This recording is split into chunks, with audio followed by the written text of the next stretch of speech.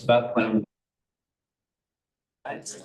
So we'll call the meeting to order, the meeting of the Wolcott Community Forest Stewardship Committee on whatever date we are, May 8th. So we have an agenda and hopefully everybody's had a chance to take a look at that in the email. So any amendments to the agenda? We're missing, we have 5 of us, so we're missing Mike and Maxfield. Maybe they'll show up. But anyway, anybody want to talk about something that and they're not sure that it's on the agenda? We attended apple pruning Apple pruning. on a Saturday, Okay. and it was excellent. Wolcott's family had a big apple orchard down south of Middlebury, and he showed us tools and recommended brands and told us what time of the year we could do such and such. And we went across the bridge up into the fields and cut around some of the trees and did a little bit of top cutting. And it was an excellent demonstration. Oh, fantastic. I got a lot out of it, so I really appreciate it. So how many people attended? 4. Cool. And how different, if I go out and look in the field now, or go look around out there, what's different? 1 tree, 2 trees, 10 trees? I think we worked on about 4 trees.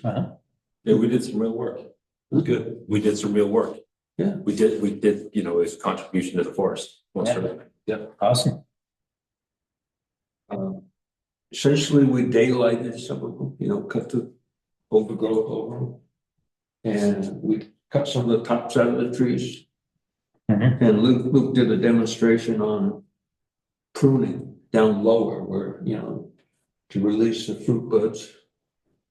And he talked about certain oils you could spray and this and that. Cool.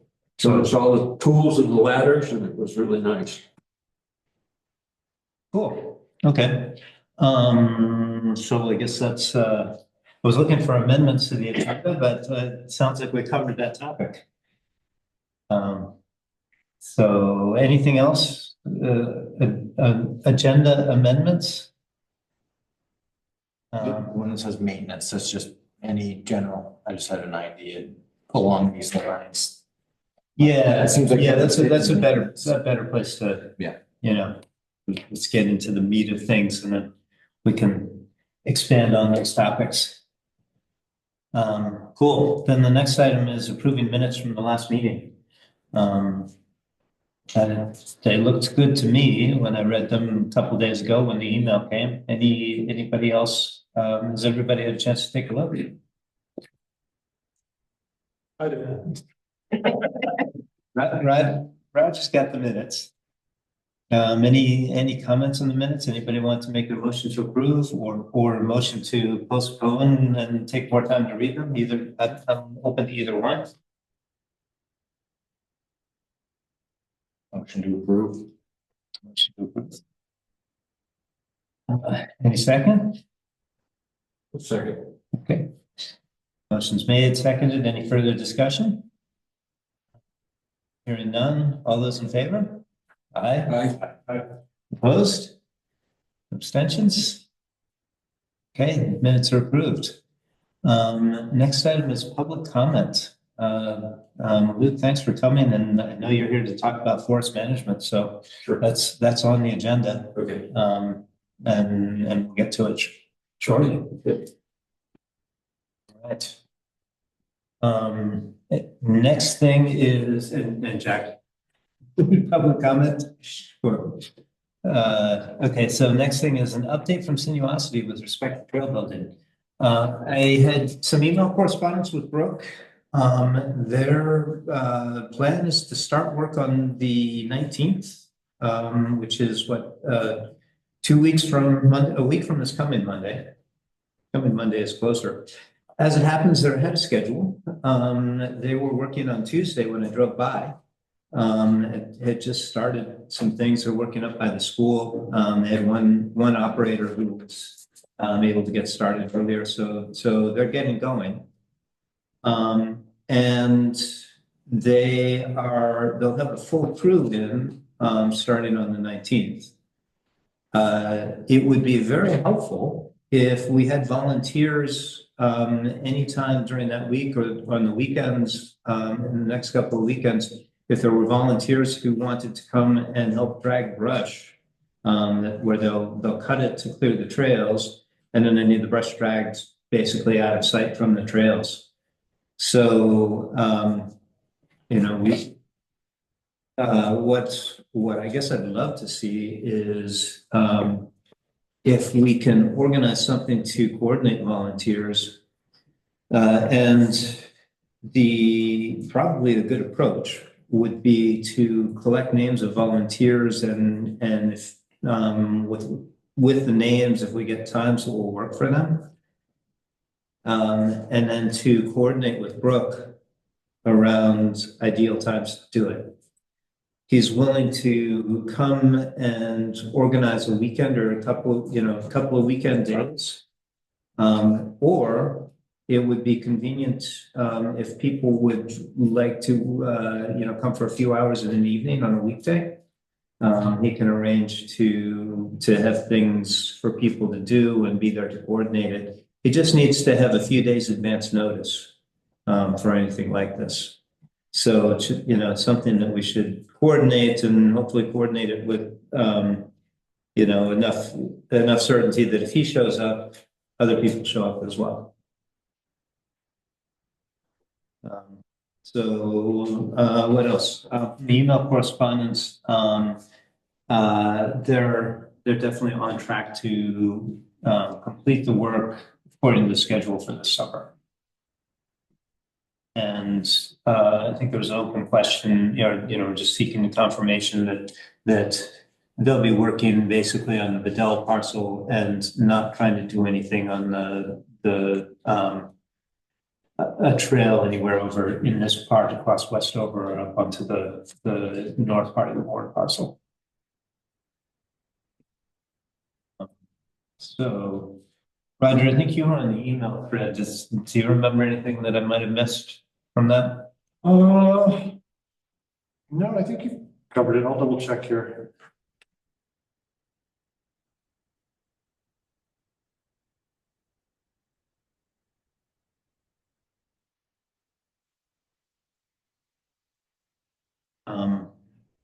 Okay.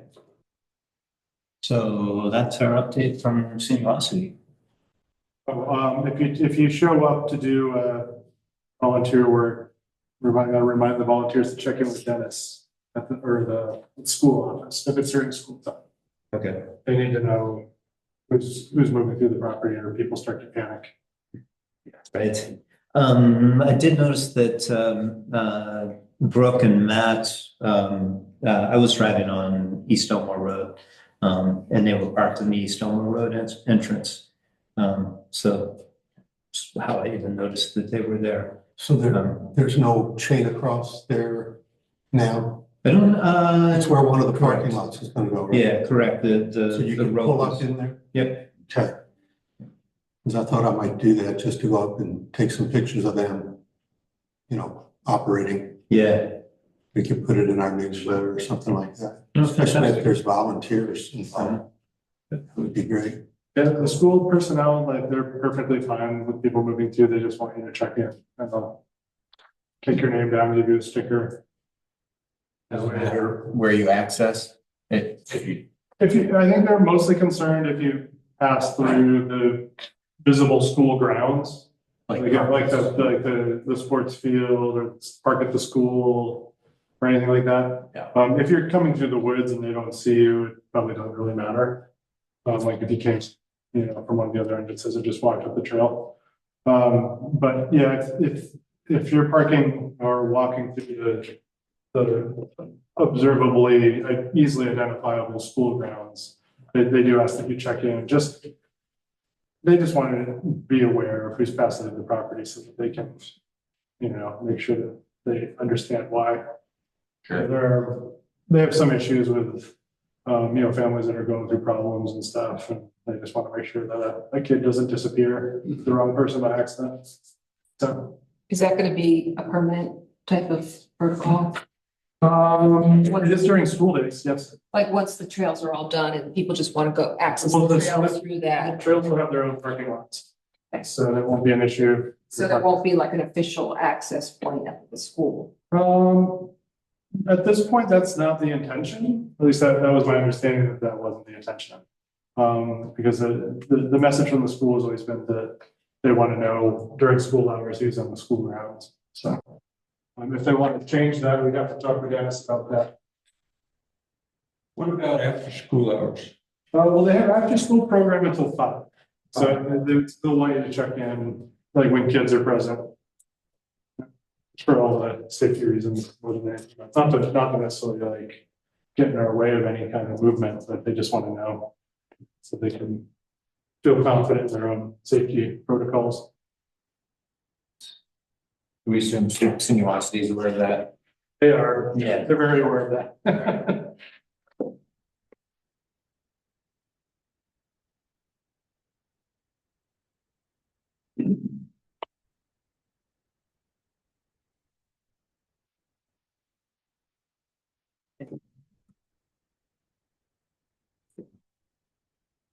We made furniture. It's that much. Cool. That's what I got from Sinuosity. So, we'll talk about organizing trail volunteers a little later, under another item. So the next item here is updates from NRLT concerning the Smith property. Apologies, Jack. It totally slipped my mind to go through the walk with it. I just thought of it in my own world. Yeah, so if you all want to reschedule the walks around, that'd be great. Be happy to have you there. Not a whole lot to report on the property.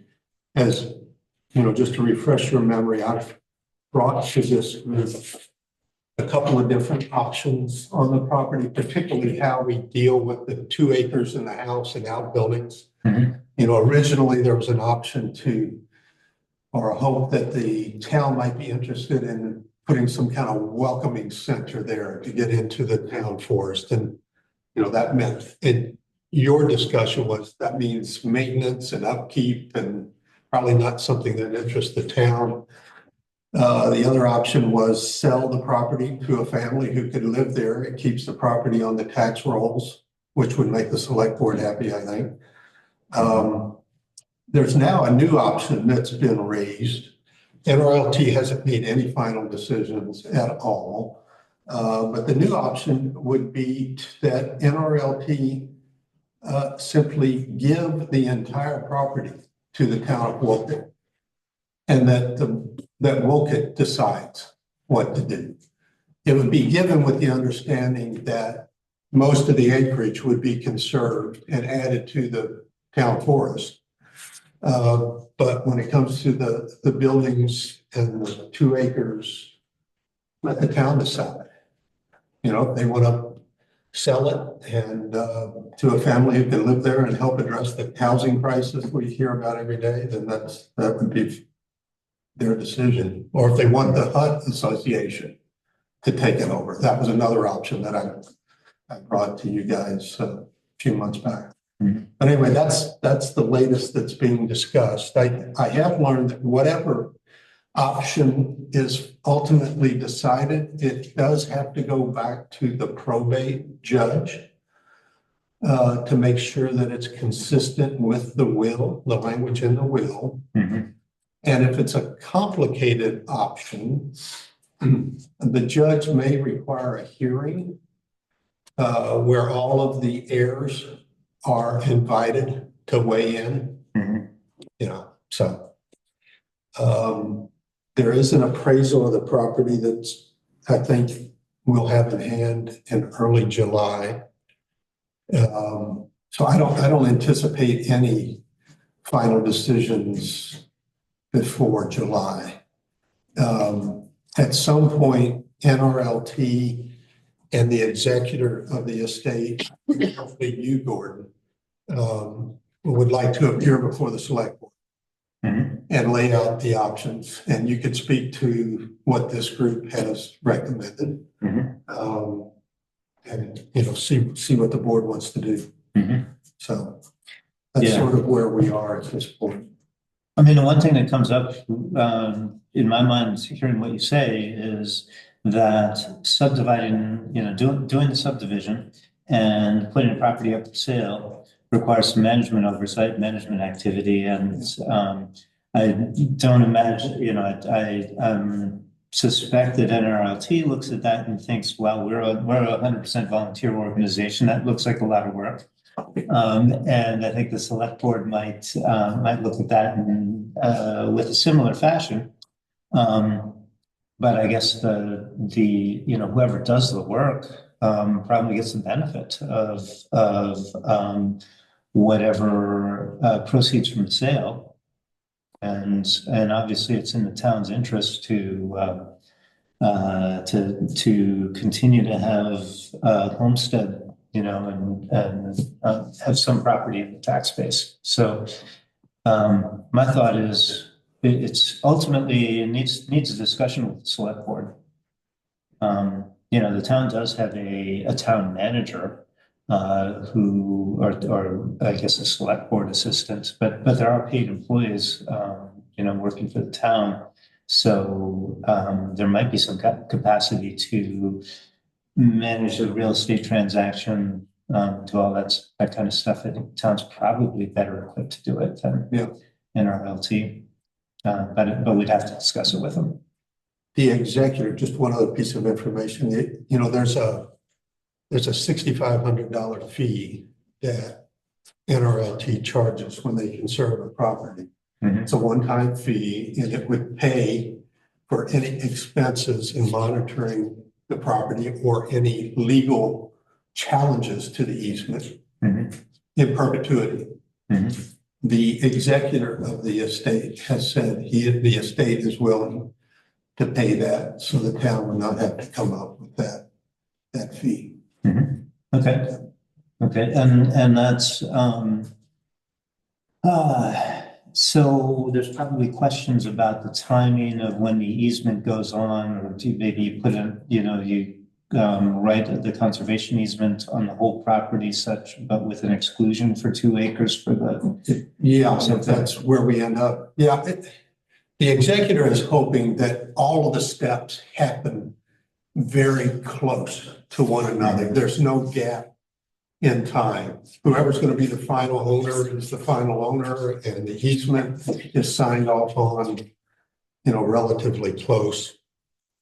We'll see. You know, I can't predict. Some of these things take a little bit of time, but and if he has to go back to the judge, you know, when would that be scheduled? Again, you know, that's a mystery to me at this point. So it sounds like a, you know, small group, a subcommittee kind of situation to deep dive on the options and make a determination as to, you know, what's simplest, or maybe a couple of options, you know. Yeah, the next step is NRLT is going to sit down with the executor and look at all of these options and have him tell us. Well, I mean, we are interested in what Tony's wishes were for the property, and we want to get as close to that as we can. And so that, you know, that involves conversations with the executor who knew Tony all his life. And then as those two groups sort of come to an agreement, then I'll come back here and then we'll all go to the select board and see if we can sell that option. Okay. So I guess we'll wait to hear how things work out between NRLT and the executor. And you know, if there's anything, if you'd like to loop me in on any of the conversations, I'll keep you up to date. Absolutely. Yeah. And how does the appraisal fit into the whole puzzle? Just as far as timeline? we want this, well, personally, NRLT wants the select board to know the value of the property. There's no recent appraisal of it, so if any portion of the property is to be sold, that would be valuable information, obviously, to have. Yeah. What about, if the town overall is due for a reappraisal? Would this property get kind of automatically looped into that? I don't know how I extensive think so, yeah. a reappraisal is. The other person who needs the appraisal is the executor Mhm. for the courts. That's, it's all part of settling the estate. Yeah. So that's the main reason it's being done, but of course, we all will benefit. That's July at the earliest, I think they were saying they'd have it done by July 1st. July 1st, done by July 1st.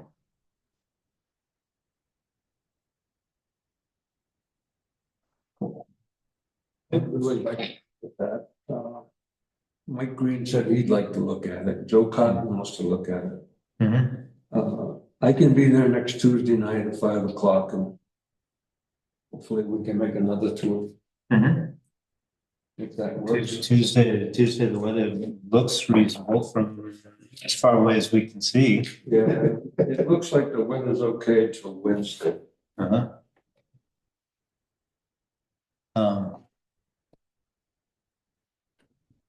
I could do a walk on Tuesday night, but Jack, I think you're the. Yeah, that works for me as far as I can recall. It's gonna be a nice day, 74 degrees, partly cloudy.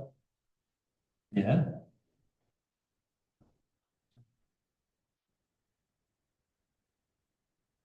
Tuesday at 5. 5 o'clock.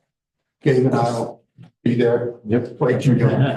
It's Tuesday. Yeah. Tuesday. I'm gonna talk to That's the Trevor 13th. Clark too and see if he'll join us. Okay. That would be great. I hope he is willing to do that because I have some questions for him. Okay. Yeah. Okay.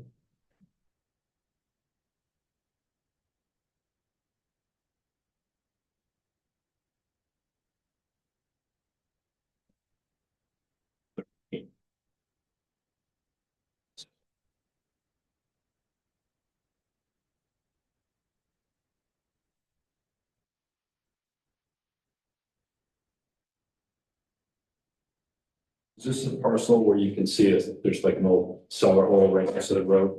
Yeah. Yeah. Your pond out back. Yeah. That's like the only wetlands right on that residential lot, right? And access the. There's the. Well, I think the best way to access the property will be right at the intersection of Kerchain where the pond road turns. I think you can, there's sort of an old, I wouldn't call it a driveway or a trail that goes to an old hunting camp in there. And that, I mean, we can park at the house and then walk up the road and that puts you on the north side of the beaver pond stream and all that and gets you back in the back of the property. I think that's the best way to go. Perfect.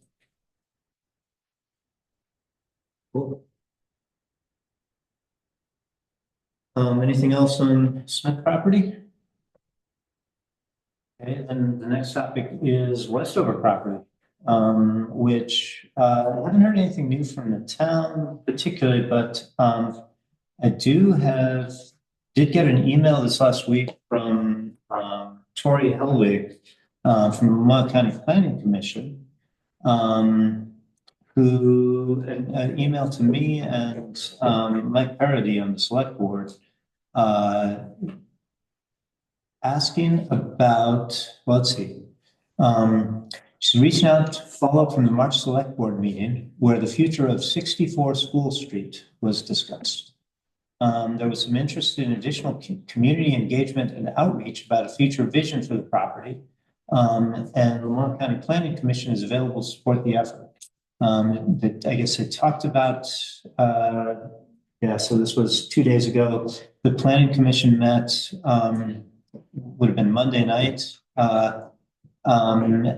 and was discussing updates to the Wolcott town plan, and it brought up the potential to co-host a roundtable or other event to gather more ideas from the community about desired uses for the property.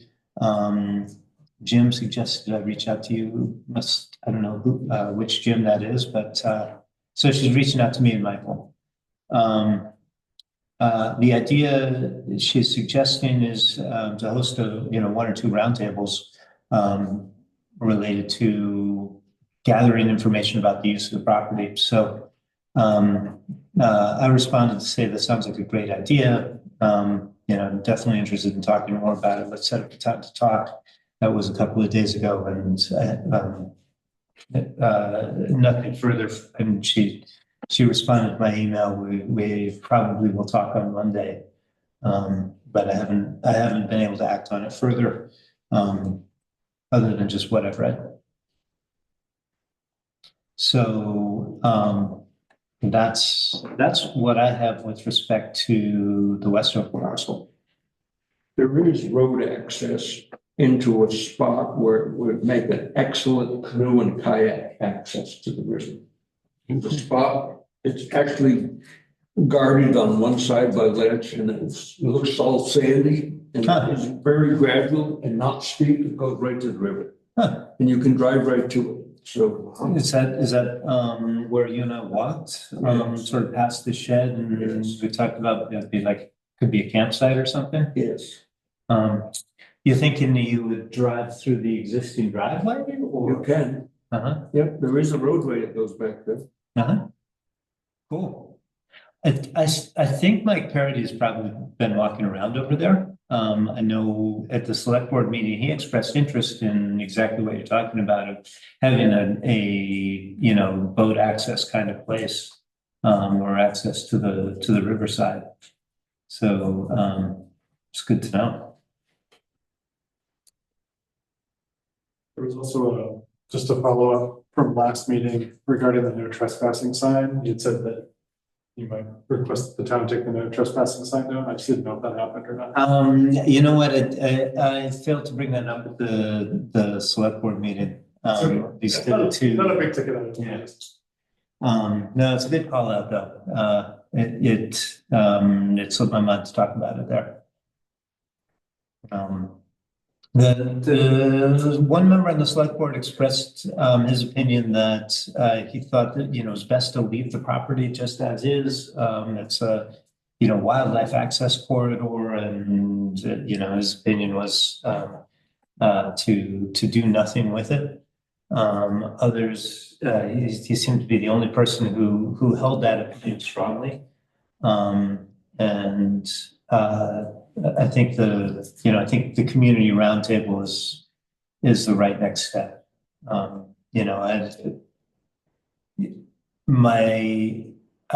make the observations that I brought up last time.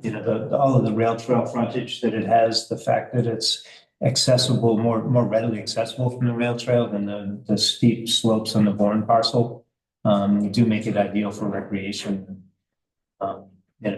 There's potentially some forest management activities, which we can come to. There's remediation on the roads that would be good to do. So I think there's. I'd like to see something more than just leaving it essentially lying fallow or being sugared. And that's my opinion. Any other comments? Anything else we need to say about it? All right. Next item on our agenda is maintenance on the within the town forest. There's let's talk about this. So it's maintenance, and then forest management, and then planning for the opening ceremony. Forest management, I think, is a big discussion, and it may be a blurry boundary between what you talk about and moving into the management discussion. So let's get into it. So last time Last time we talked about the activities that you had proposed, Dave, and since then, we've had an official round of communication with Jack and NRLT. I don't know if you saw the email that Jack sent back, paraphrasing my understanding, the NRLT board has discussed it and you took it to the VHCB folks and stamped of approval on your suggestions. And now here's where my memory is a little foggy in terms of guidance on, for future for these kinds of activities. Did you have more to say about that? Just briefly, any activity that is maintenance of an existing situation does not need approval. Mhm. So if you want to brush hog the fields, or you want to trim some apple trees, or cut down some honeysuckle, any of that kind of activity, you do not need to come back to us. I mean, we'd love to hear about what activities you have planned, only just to keep us in the loop, but there's no formal approval process needed for regular maintenance. So if there's an open area somewhere in the forest that you want to keep open, have at it. Now, if you want to create a new open area, like some kind of forest, that would be different. That would be something new. But yeah, regular maintenance, no problem. Mhm. And that's all pretty clear in the conservation easement, when you get into it. And certainly controlling invasives. I mean, that's recommended allowed in the easement and recommended in the forestry management plan. So that's something I would encourage you to do. And you don't need our approval to do that at all. Cool. Northern Rivers is a signer on the forest management plan, is that correct? So anytime there's an amendment to that plan, you Yes. need a sign off. Yeah. And VHCB as well, the state agency. Vermont Housing and Conservation Board. Really? Yeah, because they're co-holders of the conservation easement. It's jointly held. Yeah, well, I have, like farms that have, geez, we haven't talked to the HCB in 20 years. But I guess it's relative to Yeah, each easement. this committee doesn't have to worry about talking to VHCB. Okay, NRLT has an MOU with VHCB that says we're sort of the controller. okay, So the dialogue happens here, then we worry about getting up with VHCB. They sign off on it and then we come back to you. So it's not a terribly complicated as it might seem. And there's one individual at VHCB, Isaac Bissell, he's been up here and walked the forest. He's going to be coming back sometime in August, I think, to walk it again. And so he's familiar and good guy, easy to work with. Mhm. Yeah.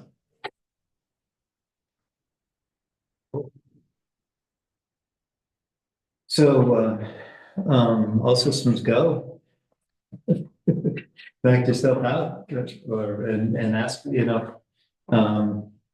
ask for help. Well, as far as that project I've been trying to do up on that field, I've learned one thing, there's no such thing as a free Saturday in May. Doesn't work. What I would like to do is I'd like to start every Wednesday night for the next month or so. See how it goes. And I'd like to start this coming Wednesday. We'll meet 5 o'clock at the school. Is that all right, Roger? 5 o'clock should be okay, because that's after school kind of clears out at 5 o'clock. So I think that's probably fine. Do you want me to notify the principal that that's what's happening? Yeah, you can do that if you want. I can do it just as easily. I'll see him before that. Okay. This first Wednesday, we're not gonna be pruning apple trees, but we're gonna be opening them up to the sun. Mhm. And we're gonna cut some great birches. Mhm. And that'll be the first night, so. Wednesday work sessions in the woods. Wednesday, we're working in the woods, if anybody wants, and Roger, you think we should get together and put it on front porch forum? I think it's too late. It's not too late. I think we should advertise This it. town was on like a 72-hour schedule. I think we should advertise it. But yeah, I could Have a capital improvement project. And we'll just say we're meeting, Wednesday nights at 5 o'clock. I think, And this week, it'll be primarily cutting down small trees and stacking brush. yeah, what I'll do is I'll follow up with you tomorrow, and I'll send you like just a blurb or to your wife. And just to look at the text real quick to see if that's exactly what you want to post. I'll do a quick write-up based on what I heard. I'll look back at your list.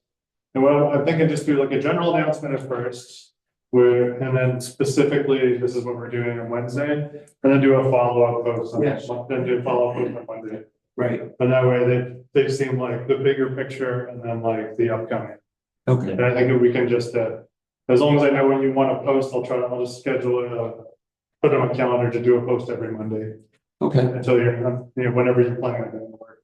You could also put it on the calendar, so it's always there, like when people look at Wolcott and they see, oh, it's on the calendar for every Wednesday. Yeah, and we can put it on the forest committee page, just send it to Bradley. Okay, super. And I think the other side of it is we need to make sure that everybody who does show up, that we're getting their email and their phone number. So, because they're gonna be your volunteers. Perfect. Because if they've shown up once, they might show up again, Sure. right? And we're gonna bait and trap. We find out where the energy is so that we can. Exactly, I don't mean to sound so malicious or something, but Yeah, I mean, people who are interested in, they become potential for future committee members and all kinds of other things. The more people- Spring chocolate cake. this upcoming Wednesday, I won't be there because I have a school board meeting, but that's only once a month.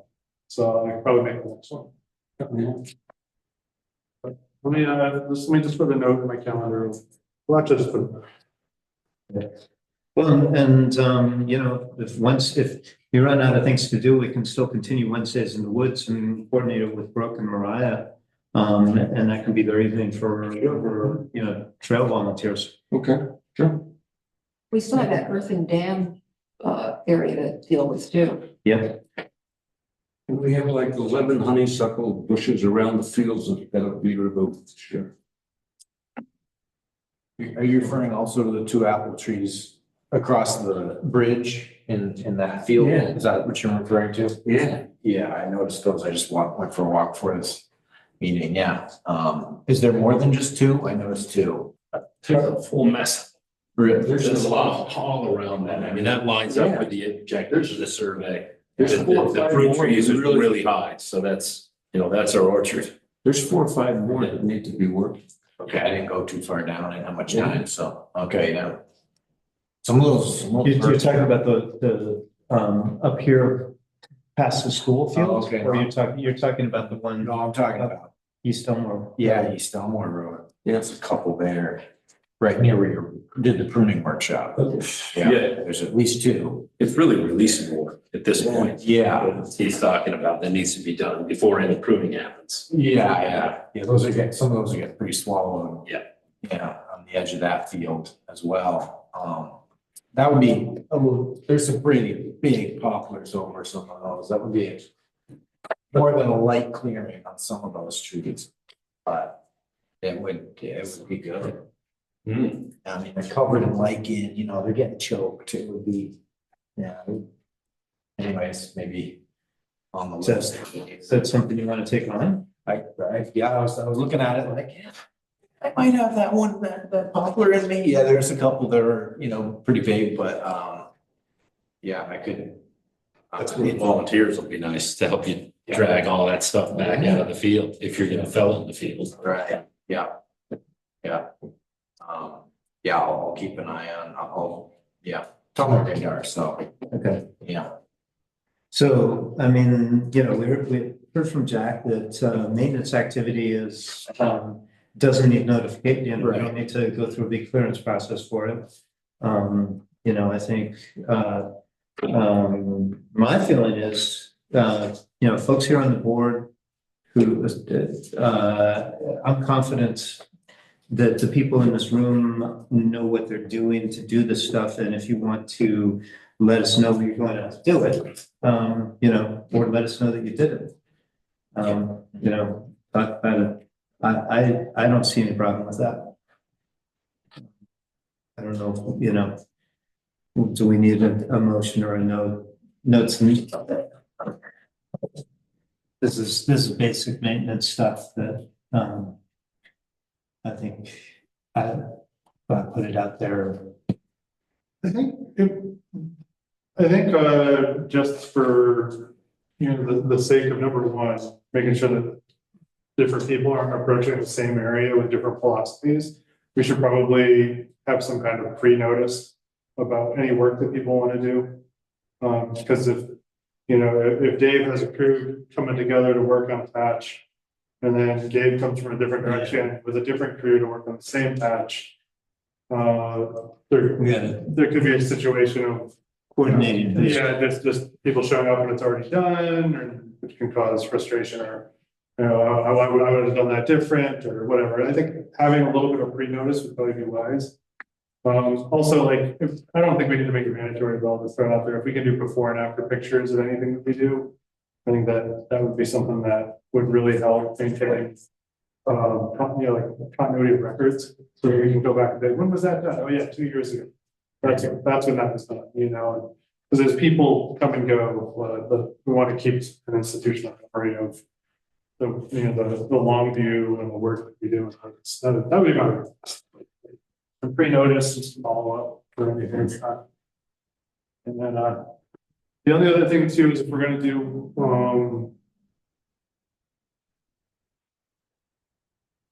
work where there's a potential of injury, I think we should clear up with the town what their appetite is for that, because if there's an injury, who covers that? Is that on the person, or is that because they're doing something for the forest? Does that mean the town is on that? I just don't know how that works in this context. So, because if you're felling trees, it's easy for something to go wrong, especially if you're working with volunteers. So I just want to make sure, the cutting brush back, honeysuckle, whatever, that's fine. But applying pesticides, you're not trained. Actually sold out there. Right, exactly. Yeah, I found a good policy is you use the equipment you came with. You don't use especially power tools. And if you want to bring a little chainsaw, you use it, not other people. If somebody else wants to use it, they bring their own stuff. Yeah, that way it's kind of. And just I don't know if we need a rock hard policy, but I do think we need some consensus. If we're going to take groups out. So if we go out with a different person, that we're following a similar protocol or process. Maybe just the email chain of the members. Yeah, I think just demonstrating awareness on the front end goes a long way too. It shows that we're thinking about it. Right. And we're not planning on doing any grandiose clearing independent. I know that. But going out, but I also know a chainsaw taking out those small trees is it's a heck of a lot faster. So yeah, you show up with your own gear and your safety equipment, but I just don't know. And then this is just me from my, overthinking things in my management days. I mean, this is a perfect conversation to be having, right? Because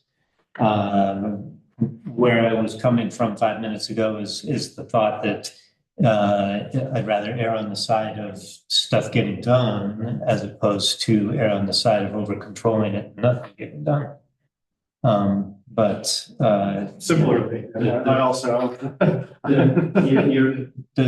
these are exactly the things we need to talk about. So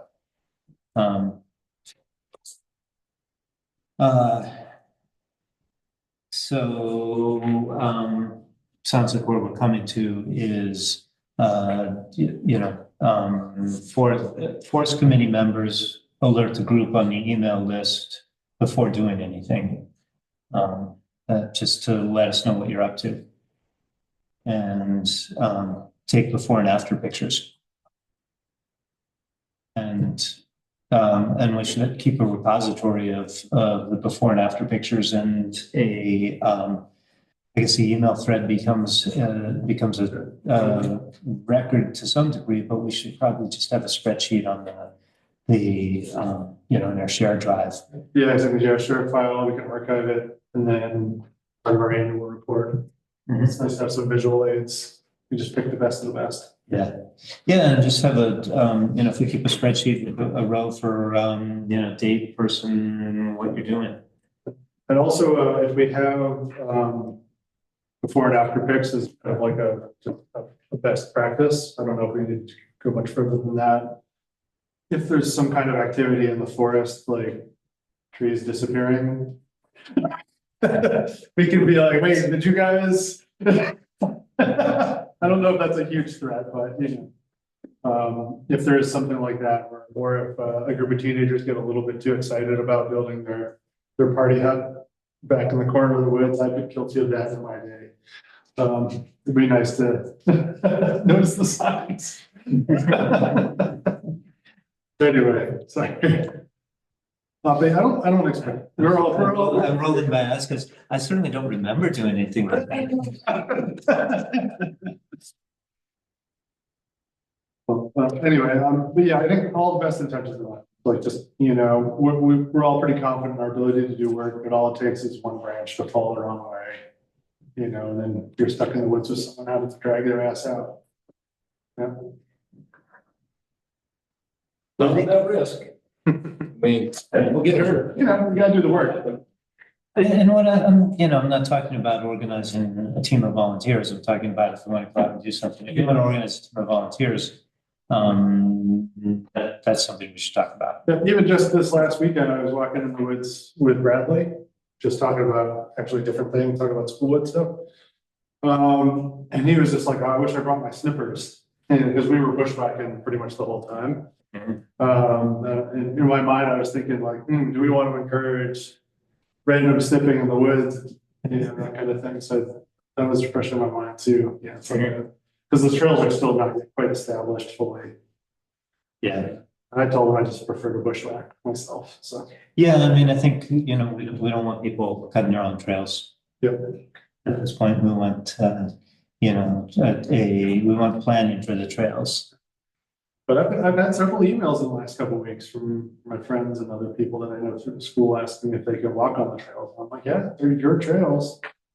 Just walk on the vernal pool areas and stay away from the stream beds, and try to stay on whatever trails you see that already exist as much as you feasibly can, or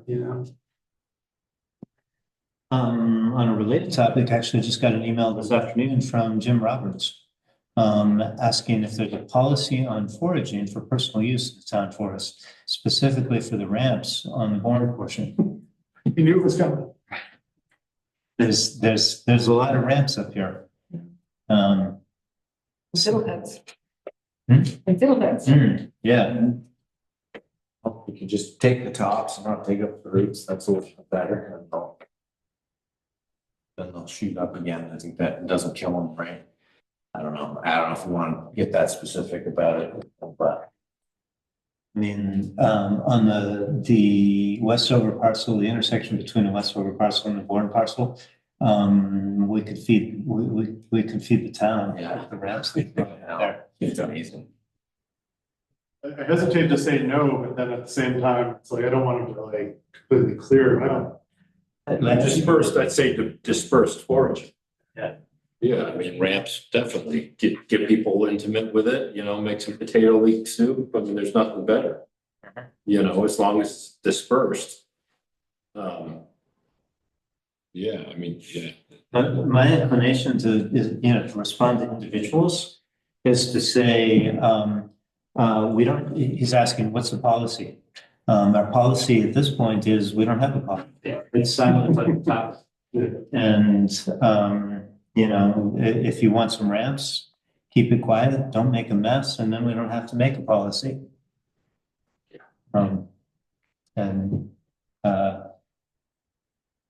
Less, the fewer things we have to make policies for, I think the better, because then when you make something, then you have to enforce it. Yeah. Well, I can tell you on the WMAs, it's allowed dispersed. So it's definitely allowed. Some places it's actually right on the signage. But if you, commercial activities are a little different. Mhm. You know, I would maybe say not commercial. So if somebody's coming up here and selling leaks or, ramps, you folks call it, down at the co-op, then might want to say something. Yeah. But if you're just using it for private consumption, I mean, how many leaks do you really want to eat? You know? Yeah, so, couple meals in the springs. Right.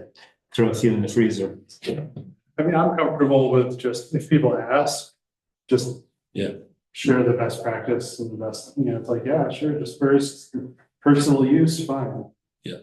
You know, and, we just kind of keep an eye on the area and, this is a good idea, but like, if there's an area where there's like ramps or, I mean, fiddleheads are everywhere, so it's ridiculous. But, I think, like, yeah, it's just, I don't have any, I think it's, God put it on the earth for a reason, we should be blessed to have nutritious food directly from the earth. But yeah, just keep it, take every opportunity to plant the seed for responsible harvest. Town resource, not a business resource, I guess. I mean, each seed head has easily 50 seeds. So you'll see those really dark seed heads. They look like almost like a seed umbel. They come up to about 2 feet and you'll see them coming out of the snow. Out of the snow. Oh, yeah, they sit there all winter. Uh-huh. Oh, yeah. And then they drop in the spring. Mhm. But, so it's like 50 seeds per one plant. So if it's dispersed, it's pretty hard to wipe them out. They'll repopulate the area that's been, cold to meet the nutrient availability that's there. Yeah. And if you just took 1 or 2 leaves out of a clump, it's, not killing it. But yeah, I guess we can't really convey all that information, in a policy, I guess. You just, right, using dispersed, I guess, that's one way to do it. But yeah, I don't know. We don't really have a policy, so we just have he asked, so we can say this, yeah. Yeah. I mean, we're in a situation right now where, individual requests coming in, is what we're responding to, as opposed to somebody wanting to take a class out there. Teach on 15 people about, living off the land or something like that would be a different scene. I think like the more we homogenize our group response, I think we just kind of build the culture. To just kind of, that's how you do it. That's how we do it here. Mhm. I think that works better than a policy in a lot of ways. Dave, we kind of got away from the topic of your work. Have you done anything yet, or are you starting on this coming Wednesday? Starting Wednesday. Okay, yeah, cool. And you'll talk to Roger. Anything else you need from us? Just a little publicity, I think, is all we need. Okay, cool. That's Roger. and I'll Brad. try to get a couple people to come. Cool. Wednesday at 5. Yeah. Wednesday at 5. Awesome. Let's talk about forest management. So we talked some about it last month, and since that time, Luke and I have had a couple of conversations. We got out on, I guess, actually it was a week ago Monday. Went and walked around some on the Bourne parcel. It's a good time of year to do it, so you can clearly see what see the impact of the last logging operation. And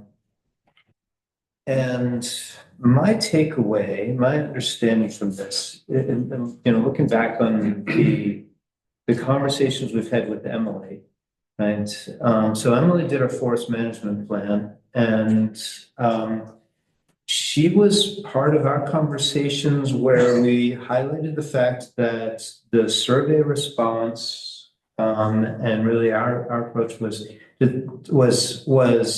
not looking for any kind of commercial, commercial extraction from the forest, not looking to actively manage if we don't need to.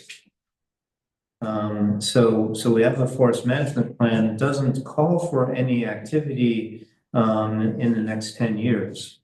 But in walking around and looking at it,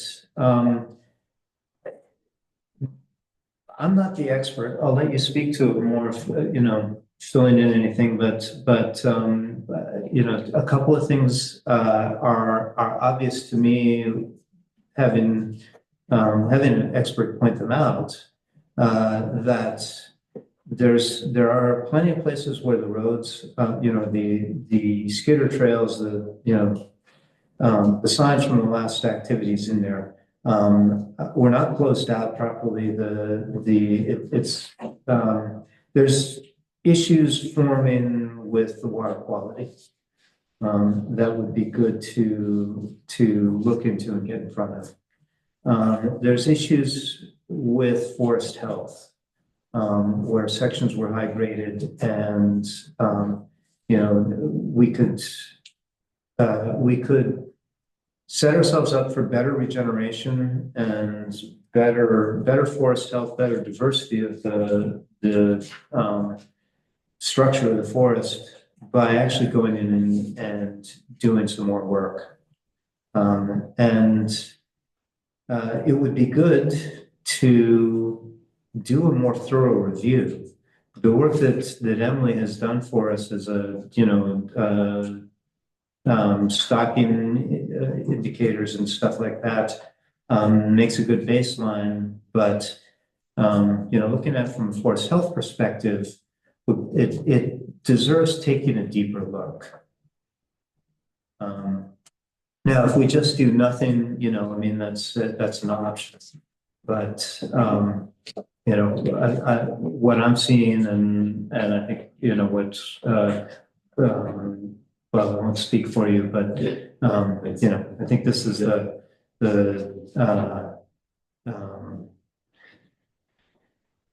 that's a perspective from walking around up there. And anything you'd like to add? Okay, yeah. Well said, Gordon. So our survey, it was done by the town, it's canvassing the folks in the town. We had wildlife management was really high, correct? And we can bring up the results here in a second. But So I think we posed a wildlife management, logging, and then a bunch of other things. And the thing is logging, forest management, wildlife management, they're actually all the same. And so the survey is a little misleading for me to read it and try to, well, I shouldn't say misleading, confusing, difficult for me to tease out exactly what people are trying to convey. What's their understanding of wildlife management? Do they recognize that, sometimes wildlife need cover and browse and, structure and drum logs? Or do they think wildlife management is no management because wildlife can exist, separately from us? So that's some questions I've had. As a forester, I'm an expert at meeting my landowners' objectives. So that's always what I default to. What are my landowners' objectives on this parcel? So I want to look at that survey. And then the other thing is, we're stewards. So we have this big parcel of land. So firstly, we are stewards, doing a pretty good job of it. My goodness, we're showing up, there's work done. Boundaries have been re-witnessed, reblazed, which is repainted, I guess, which is really important. Good place to start. And then we need to stabilize everything. water quality, and that's our AMP responsibilities. And that's actually a legal requirement, regardless if we like it or not. There's still an easement on this parcel. So if you want to look at it from a legal perspective, there's a current use easement on this parcel. We need to have our AMPs in place. And it was not completely closed out. There's different narratives on what happened, kind of things, got off track with the last harvest, and they weren't able to close out. Possibly it was, season, who knows, early thaw. But the point is, the forest roads are not completely closed out. We have, things over, really steep slopes with no water bar, continuous deposition. We've got impoundments within streams. We've got culverts that are little 4-inch sewer pipes that are just going to close. We've got, areas of massive bullywood, packed into seeps where we have, mole salamanders traveling through. They, can't have that stuff. So it's be nice to reclimate this stuff, get our health back, especially being right on this river. Headwater streams coming off that mountain. It has a huge impact on water quality. All that cool water, that's where dissolved oxygen comes from, and that cool water coming down off these mountains into the streams. So the question is, how do we do this? Cost money. Who wants to spend money? Especially when, these times are getting tight all around. So there's options. And one of those options is there's this new program that's coming down. It's called Slow Camp. And Slow Camp gives up to $30,000 per project. So per project, and up to 3 projects per land holding. So this landowner could have 3 projects. That's $90,000, and that funding, that payment would go directly to a contractor, but it has to be associated with forest management, not necessarily logging. Okay, forest management, managing our forest. So that could be a restoration effort. That could be, wildlife patch cuts. That could be salvage harvest. There's a bunch of different things out there that could be done. But firstly, we need some baseline data and on our AMPs, our AMP issues, and then we need to triage those issues. It's impractical to think that we can address them all to the T. Is not going to happen. But it would be nice to just get a base. We can do that pretty efficiently through LiDAR models. We just run LiDAR over the whole parcel, and it gives this 3D kind of image, and you can see where all your skid roads, all your cuts are, all your streams are, and you can actually see erosion on them. And we can take those and we can walk rate, and check stuff out, or we can walk the roads and we can check it, and then we can do simply as, altered hydrology, moving soil. Boom. Okay. This area. So on and so forth. We can work on that. And that can be done through Avenza. Everybody can get Avenza on their phone. Most of you probably have it. And we use georeferenced PDFs. So we can georeference a LiDAR and see where we're walking and, walk to those spots. Get a brief, not a comprehensive, but a brief survey of what's here in triage. We should probably triage it to moving soil and impoundments. Okay. And then we'll have an idea of exactly, what we need. I would say slopes too. These slopes, 30% and greater above the river, that really needs to be dealt with. And then, we got a rough idea of what it's going to cost. And I guess it would be an option just to go straight to, put this out to some contractors, at least 3, in a prospectus, and say this is what the town is looking for. But I think it's also an opportunity to incorporate it into some forest management. And wildlife seems to be a really big priority from the townspeople. That's what we're supposed to be following. It's the people's land. And there's areas, just like Gordon is saying, they are even age, very low diversity. The carrying capacity is almost kaput.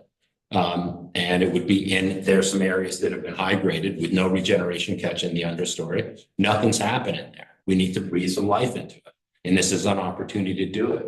We don't have to necessarily Well, actually, we don't need to make any money because by virtue of having that harvest, that contractor is going to be eligible to get $30,000 per job per area that he's in to spend on our forest. And we don't even have to deal with the money, which is really nice.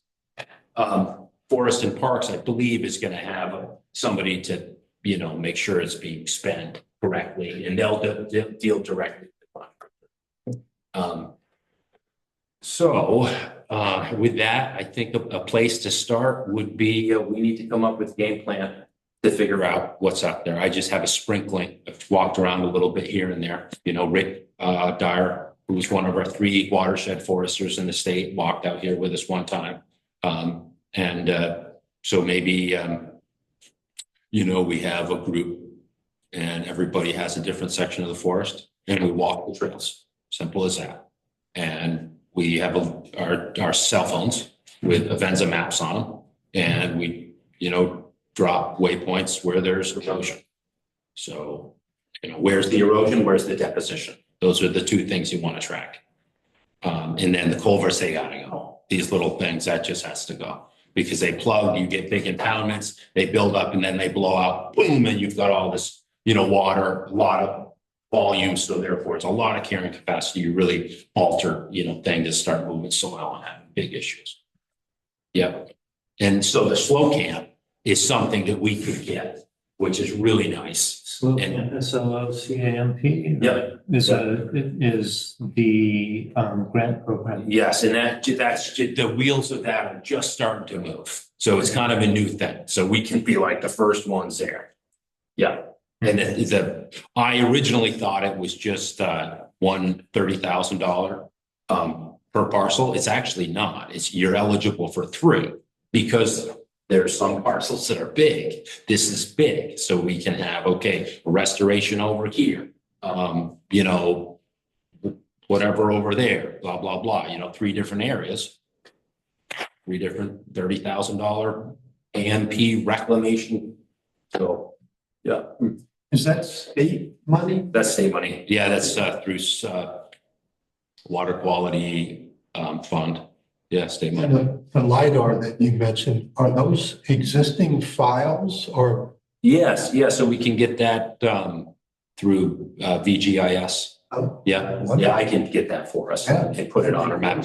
I wouldn't doubt if Emily already has it. And then with the, the forest management maps, it used to be a little trickier, but now it's just a feature within the new ArcGIS Esri product where you just export your PDF into a georeference and everybody can use it. Yeah. Navigate with it. Yeah, and then we create a geodatabase for the town where all that data would go, and then we could, so now we know what's going on. So what I'm hearing, and pause for questions for anybody else for a second, but what I'm hearing you say is that the ideal situation would be we collectively get together, however we can do it, we produce a map of the existing forest roads and any point where there's erosion, deposition, or culverts. That's right. On the roads. Yeah. Yeah. And then we look at all of those and flag problem areas and figure out how to resolve the problems that we've got. That's right. Yeah. Okay. Yeah. So I'm just curious how you figure out how far that 30 or 90 or 30, 60, 90,000 goes to.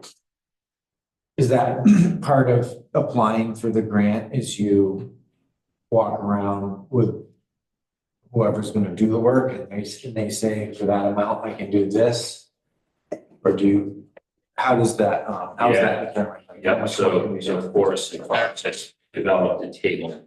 And that table allocates values to certain actions. So X amount of dollars for, X amount of dollars for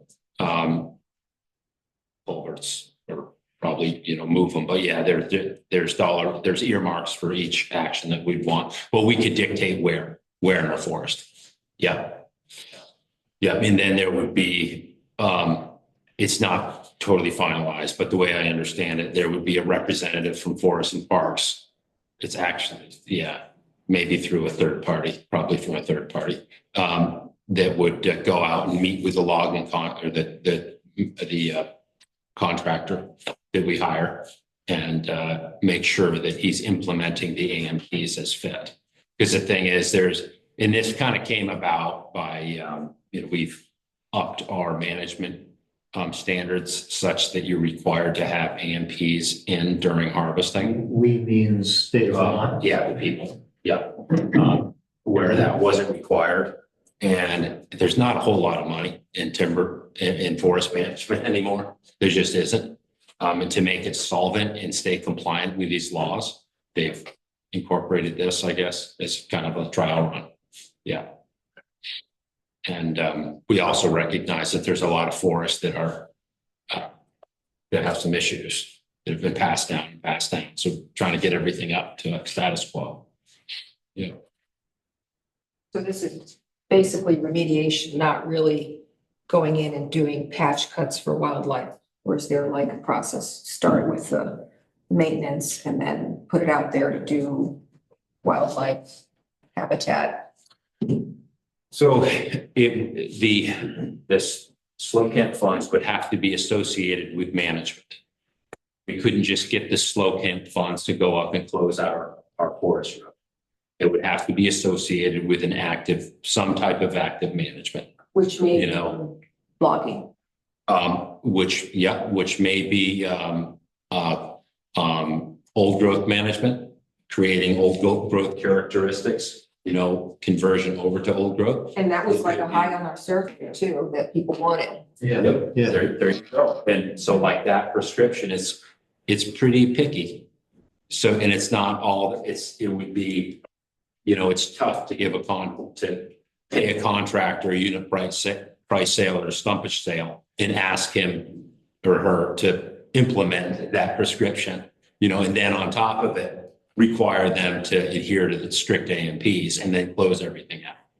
Yeah. So that's right. Yeah. So it has to be coupled with management. Yeah. It has to be coupled with management, but part of what you're saying is our management has to be profitable for whoever we get to do the work.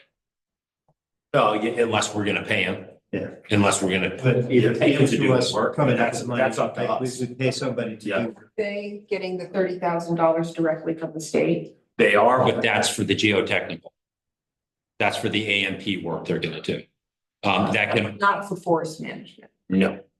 So they can either get paid.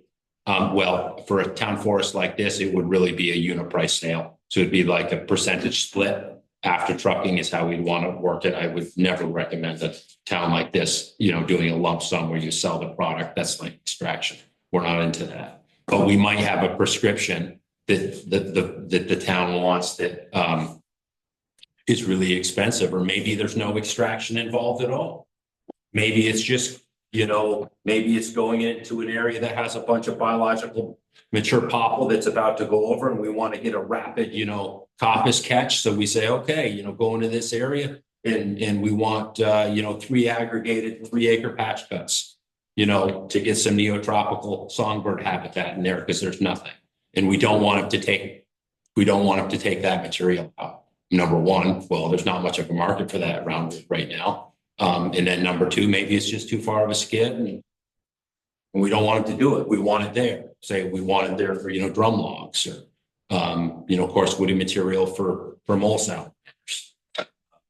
So, yeah, there's a bunch of options there. Or like, the old growth stuff. It's, you can take a somewhat even age stand and you can create this complex gap and canopy formation and leave that big coarse woody on the ground and create that kind of patchwork of uneven age stratums and such. And that might be a cost neutral operation where we don't get any money, but we put enough merchantable material in there to pay for the person's work. And then they get paid through Slow Camp to implement our AMPs. Oh, and also in addition, they could use some of that slow camp funds for installing a landing or for a short little truck. For the notes, what's an AMP? Acceptable managed practice for maintaining water quality. So kind of like, how do I word this? So it's like, basically just going in and doing this work is not going to lead to a timber harvest enough to cover the implementing the AMPs.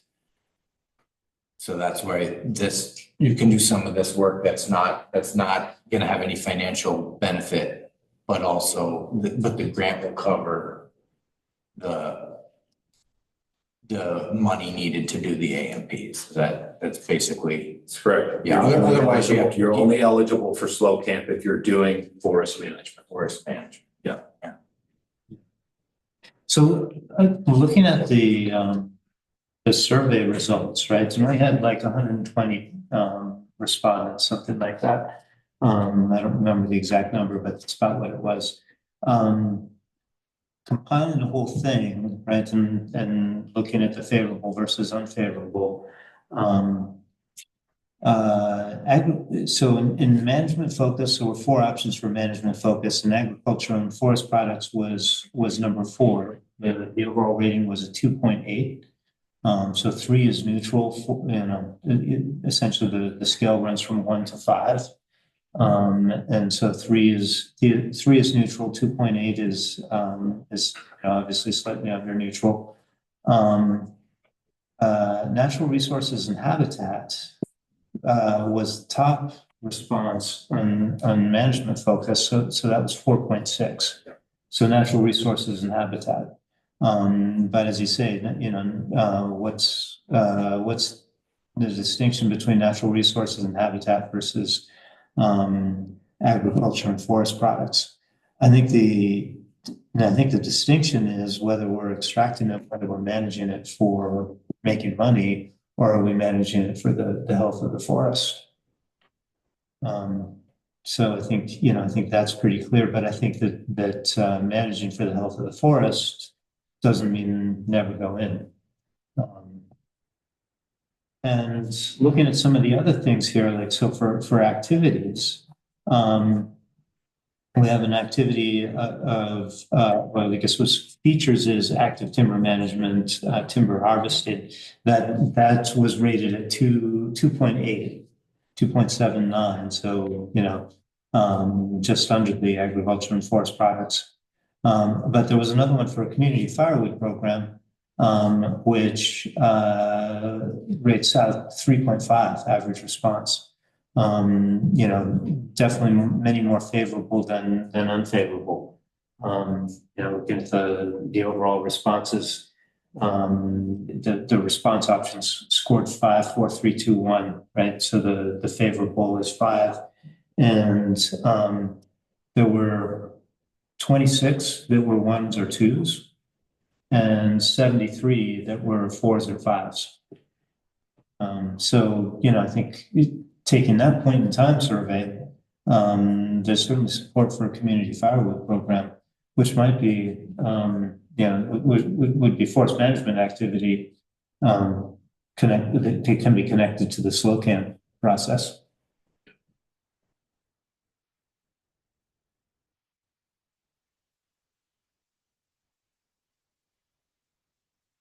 So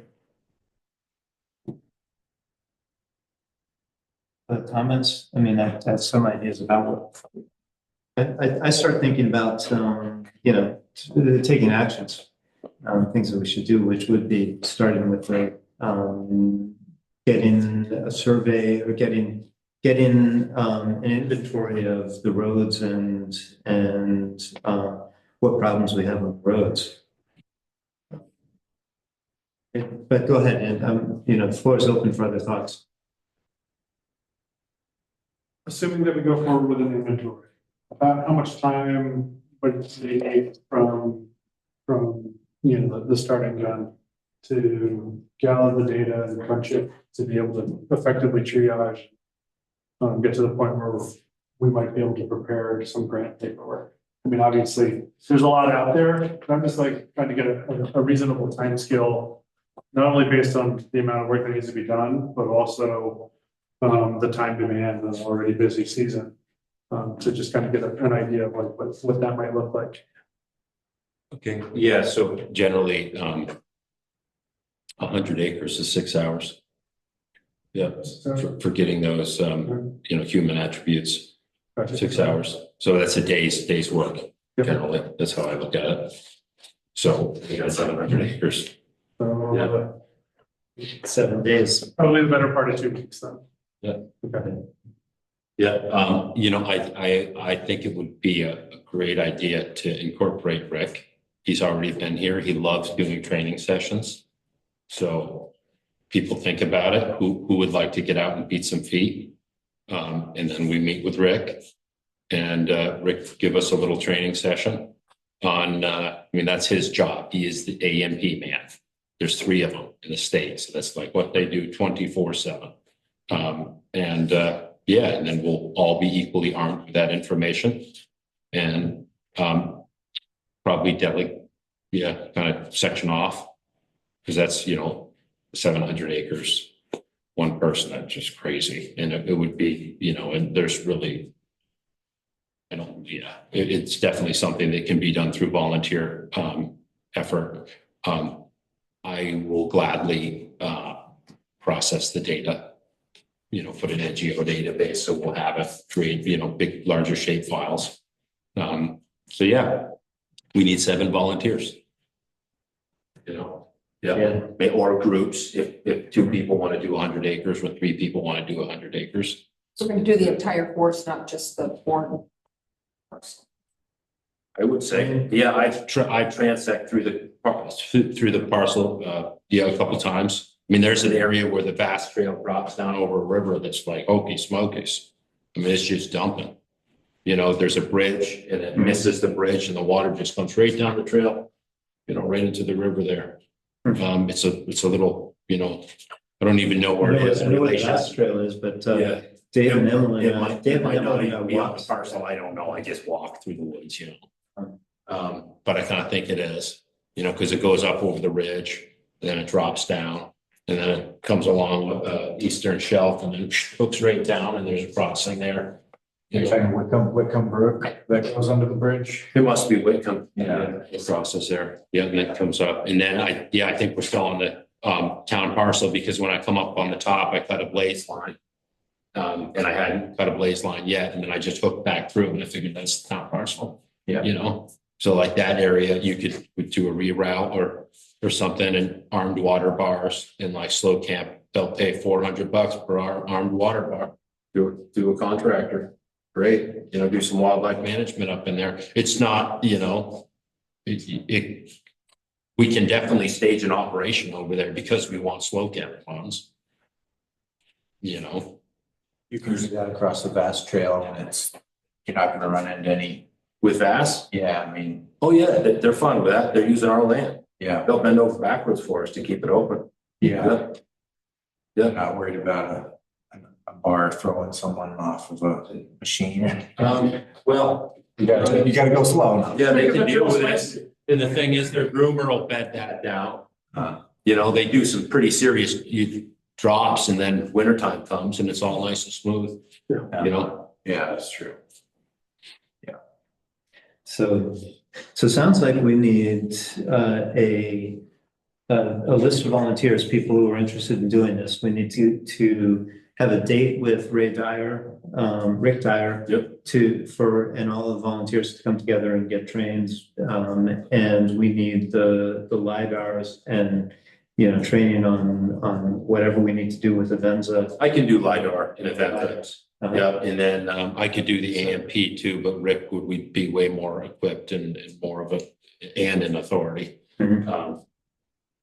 So we got to get a group of volunteers together and arrange time for everybody to get together to get trained up, as it were, to get the information, and then everybody can go out and do their thing.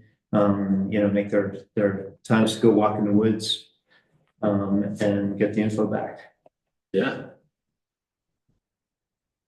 So the hard part is gonna be collecting volunteers to do it, I think. I'll do 100 acres. I'll do above the river. I'm certainly in. I mean, you know, we probably, if we have 3 people, 5 people, if we have 10 people, so much the better, you know, people are doubling up. Reach out to previous committee members too, who worked in doing the maps previously as well, like Kelly and Kelly, I'm sure that's really interesting. That work, as long as it fits their schedule. Yep. And others as well, that, you know, are interested in, you know, participating, just don't want to come to the meeting every month. So the progression is, we talk to Rick, or we get volunteers, we talk to Rick, set up a meeting or a training. I will send, if you guys say yes, I will send out a request to services to Dave Wilcox, his boss, Okay. and we'll get some attention. So that's step one, Yep. and then we get, a date with Rick, and then we get volunteers, I guess, volunteers. Yeah, we gotta get Rick and the volunteers all together in one, you know, same place, same time. Yeah. Um, And then I guess we kind of have to have a deadline for completion. Can't really go on indefinitely. set a target date. A target date, yeah, but it's a deadline. And each section, depending on how we cut it up, but say we cut it up into 700-acre chunks. Reasonably expect basically a full day for each 100 acres. Yeah. Go. Okay, so just to understand the commitment that we're asking. A question whether we need to do it on the Dell parcel and the part of the forest that's east of East Elmore Road. Right, to the Yeah. Sinuosity's got a lot of stuff going on in there. Lee and Whitcomb's roads are in a very different shape than the, you know, what was left over when they were doing the logging on the Bourne parcel. Yeah, that's good logic there. We'd be crossing hairs. It's like Problem is, the Gates Farm over the upper end that needs water power radically. Yeah, so we should probably include that in our survey, but in terms of thinking of, is it 700 acres or is it 400 acres? Right, or 500 acres? You know, I think it's, let's hold it as an open question, whether we need to do the you know, 200 acres of the Dell parcel that's on the eastern side of the road.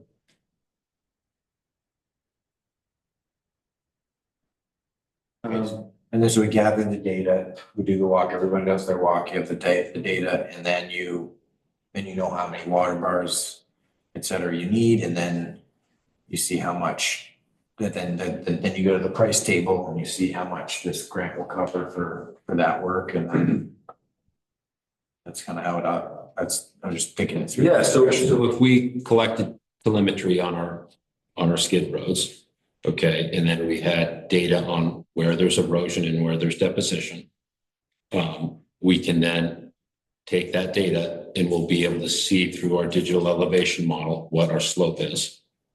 So we can triage it to slope, say, okay, anything over 15% slopes, we're going to reclaim.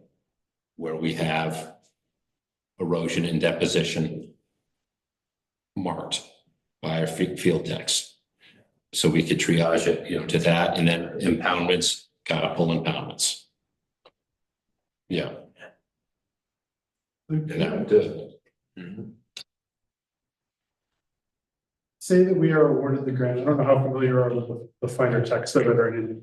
It's new. It's a new thing. Is the expectation that it's spent within the calendar year, or is there a further completion date? Not sure. Okay, because I'm like, it might make more sense to survey the whole property if we have a wider window to expend the funds. But Yeah, I'm confident that we can find three $30,000 projects just in the Bourne property though. Yeah, definitely. Yep.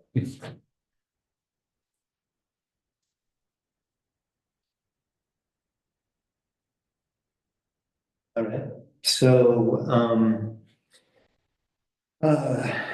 Do you want to reach out to, past committee members? Yeah, I'll reach out to the people that we have in our mailing list. Let me put a note there. Okay. I'm in for walk-in for at least 100 acres, maybe two. Same here. Okay. Yeah, I would definitely be in. I tried to get in last time. I just couldn't quite get the schedule in that. When you guys are jumping out. Okay. So we got four of us here. If that's a good start, especially if we're doing 400 acres, not 700. But if we get some more, maybe we do the whole thing. I'm in agreement that Gates Farm Road should be part of our part of what we map. You know, we may not have to do all the rest of the Bedell parcel over here, but we should definitely get some pictures and make sure that that's included in our inventory. We just won't tell Rick in Watershed that it's a town road. Because that throws it in this really weird area as far as grants and funding goes. Okay. Well, I'm just being facetious, of course, we would tell him, but puts it in a gray area. Because it's supposed to be compliant with the road standards. If it's a class 4 or class 3, There's some discussion as to whether it's a road or a trail. Kurt Billings said something about how it wasn't actually a road, it was a trail. And I don't know that question ever got fully settled. Well, there should be a cabinet in the town office with the road names and you should be able to pull it and if that actually is the case, then there's a legal process and all the abutters on that road need to be notified that it's being reclassified or decommissioned. And if that process wasn't gone through, then you can't do it. Yeah, but it's important for us to know. My goodness, yes. That was the issue for years on Eagles Ledge Road. Is it was a trail. And you couldn't do anything. And you couldn't get funding to work on it. We just had continual if anybody's been up there, it's just like torrents of silt, running down the town road into the Elmore or into that branch up there, the North Branch. Again, we couldn't get USDA funding for it, for private landowners. And then the towns couldn't get money through the Better Roads Initiative because it's no longer a town road, it's a trail. So it's like, you can't, yeah. And then of course, people don't want to invest too much money into it because it's a trail and then somebody else could just ruin it. Yeah. I think Linda Martin really knows one way or another the status of it. I talked to her about it once.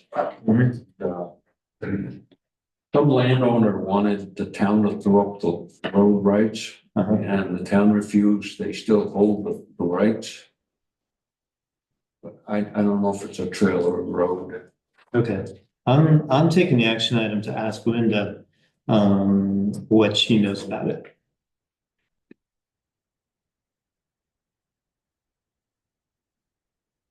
It looks like there's a log job going on adjacent to Bedell's land on the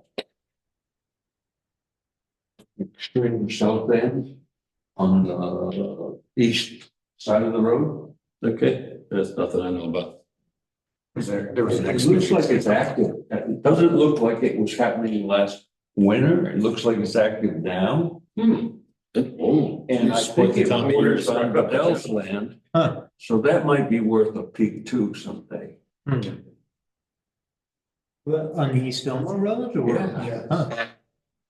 I've seen activity up there. It was back in the fall, they were, Oh, was there in the fall? yeah, Yeah. there was a lot of equipment in there. Yeah. And I did kind of wonder where the boundary was, I just don't know. to You can see it from the road. make sure. There's a fella bunching. Yeah, What color? What color is the machine? Yellow. Buncher. It's a yellow buncher, so a cat, huh? Yeah, it sounds like one. So-and-so's, yeah. I'll have to take a peek. Huh. Yeah. Yeah. Okay. So we've got a plan for getting an inventory. Yep. Of our roads. And next step after we do that is talking about what kind of management we want to do. We're, an hour and a half into our 2 hour meeting, so maybe that's too big of a, more of a topic than what we had tonight. At least in depth. But I think getting, moving ahead with the inventory. So we got 4 volunteers in the room and reach out to other members. I think, I know Jim Ryan is the name that comes to my mind. Has long expressed interest in supporting trail work and outdoor activities. Certain Bradley is interested in getting out into the woods and helping if he can. So expressed interest several times. So there's some things. Yeah, it would be good to find some people that we're not always the ones doing everything to just make it feel more community. Yeah. How about we put a post on Front Porch Forum to say, look, we're interested in people who are interested in walking in the woods and helping out with an inventory of logging roads. Email you and me. Yeah, I might kludge it in and just be like, there's a lot of things we're looking for volunteers for, include not the entire list, but some of Dave's things. Let them know that we're doing the Wednesday night stuff. Let them know that we need to do mapping of the forest. We need to do some trail work with sinuosity. It's like there's big things happening this year, but we can't do it alone kind of about it. It may not work, but it will at least seed people's consciousness that things are finally happening. And, just keep striking on. Yeah. And even if we get one fish in the boat, we don't go hungry. Having the regular Wednesdays, I think that helps. Yeah, that's it. Consistency, just. And if we just ask for people to, let us know about their interest and catch their, what they're interested in doing and having an email address. And then if we have a dedicated group that we can blast emails out to, when there's stuff to do, I think we'll be in a better spot than we are right now. Need to be very comfortable in a wilderness setting with no signage. We don't want to set ourselves up for rescue operations. Yeah, I think right now we'll fish for names and then we'll survey their interest and then we'll try to get people that are, seasoned explorers. Yeah. Into this work group.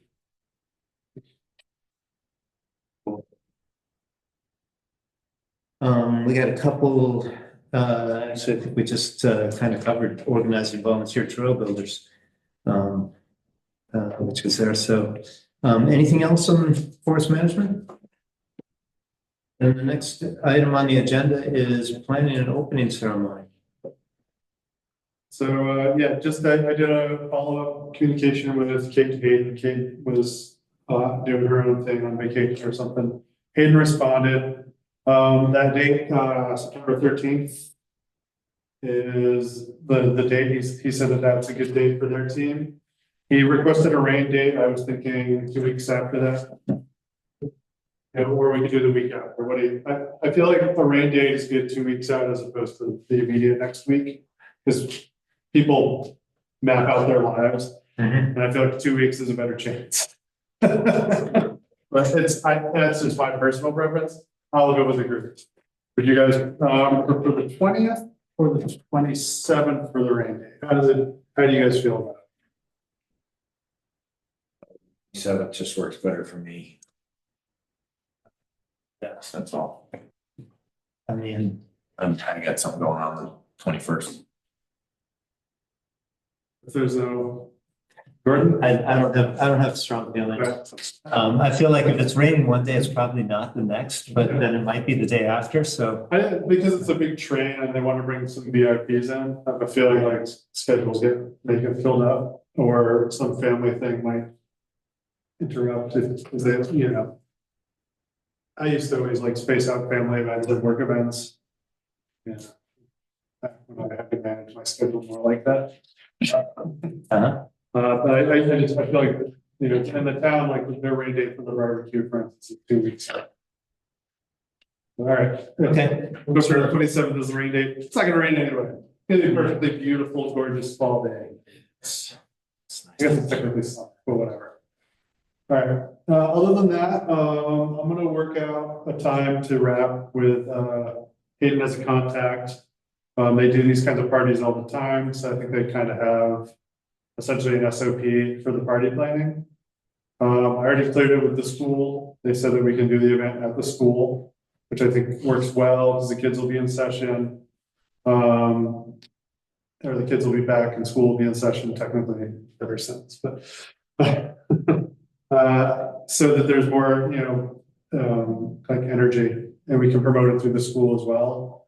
And, get the media lined up if they want to come. So, just have some big fanfare, big ribbon cutting. There's a couple other events that I mentioned. I want to do a couple summer rides, hosted bike rides on the new trails once they're complete.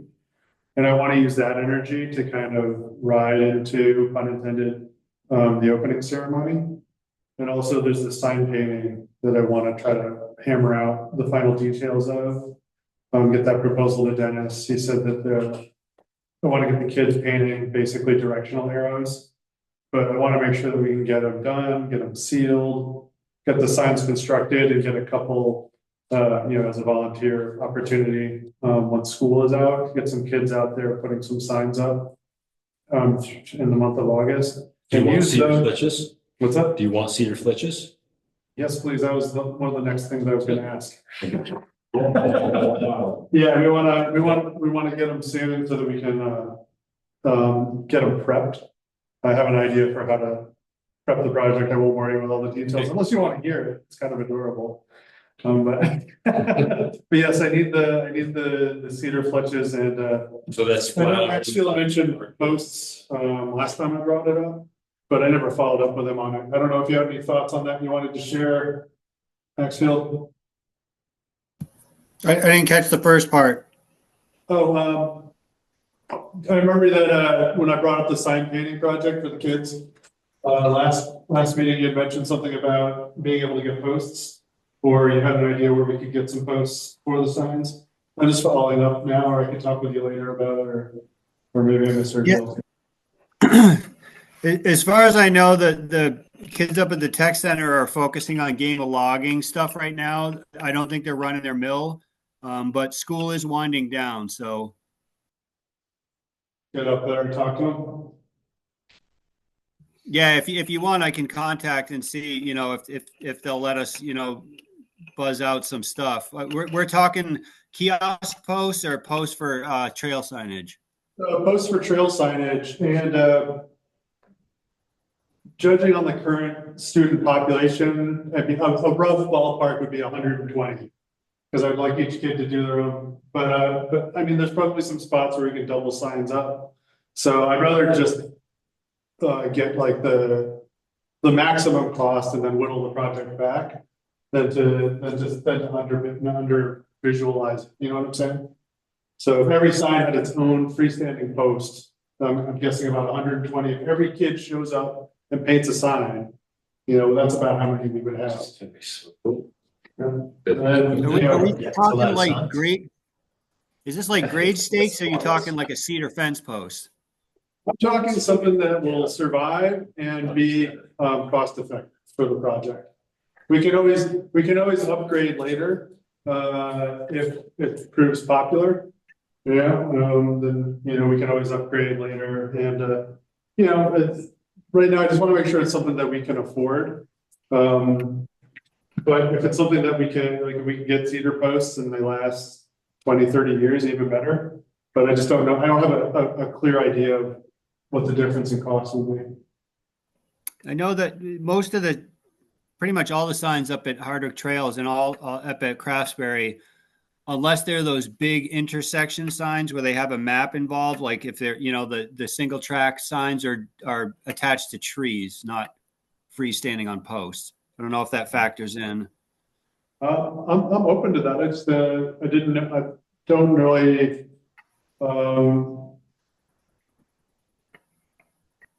I'm fine with that, because I don't have a clear map where every single sign is going to go.